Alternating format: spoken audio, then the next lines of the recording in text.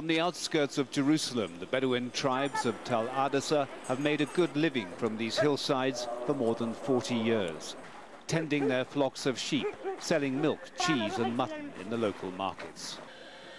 But cutting a swathe through the heart of their community, the wall has brought an abrupt end to their way of life, separating neighbour from neighbour. 8 families have been left marooned inside what is now designated as Israel. The Ministry of Interior has ordered their homes to be demolished. Bearing only Palestinian identity papers, they're now considered to be illegal squatters. This wall divides us from freedom. It puts us in a collective prison. 63 people, and yet none of us has committed any crime. They only have enough food for their animals to last another 4 to 5 days. After that, they don't know what will happen.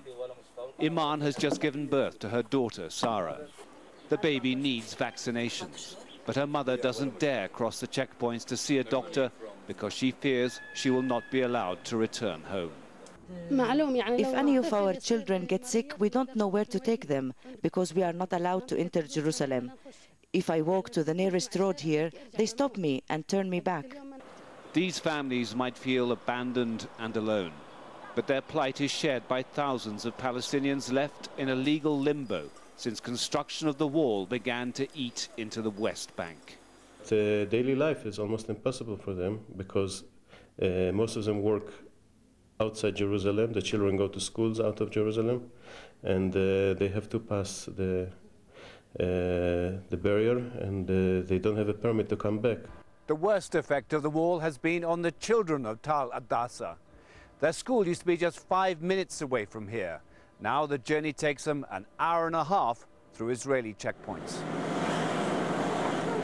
Education is a basic human right, yet getting it is proving an everyday ordeal for these children. And each time they return from school, they never know whether their homes will still be standing. David Chater, Al Jazeera, Tal A'dasah.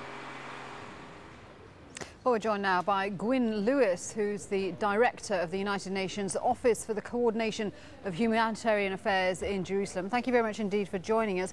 First of all, how many Bedouin communities are affected by the barrier?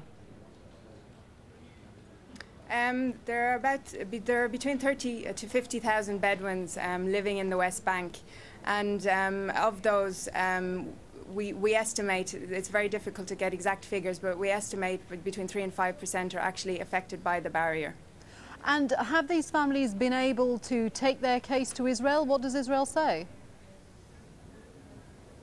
Many of these families have appealed to the Israeli High Court because of the issue of being displaced from where they live. The difficulties that the families face is, in fact, that they don't have land ownership documents. Most of them are living on land that is owned by Palestinians. So they're depending on the goodwill of the Palestinian communities, and when they go to the Israeli courts, even though they might have been living in a particular area for 30 or 40 years, they cannot prove that.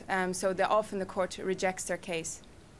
These are people who, of course, who fall between the Palestinians and the Israelis. They've tended to be neglected in various peace negotiations. Where do they stand as far as human rights go?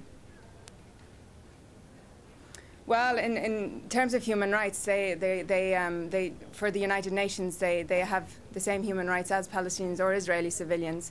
The issue is that because of the increased poverty and the increased unemployment in the Palestinian territories, and Palestinian farmers need to reclaim their land and need to use their land again. And many of these Bedouin communities are being pushed off the Palestinian land because they have nowhere else to go.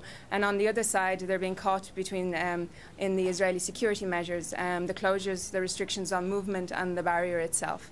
So, what do you foresee happening to these people? Where will they go? What will they do? Well, this is the difficulty because the traditional way of life is being lost. These people are semi-nomadic. They're herders, so they depend on their livestock for their daily livelihoods. And when they're isolated or cut off from land, they have no source of income.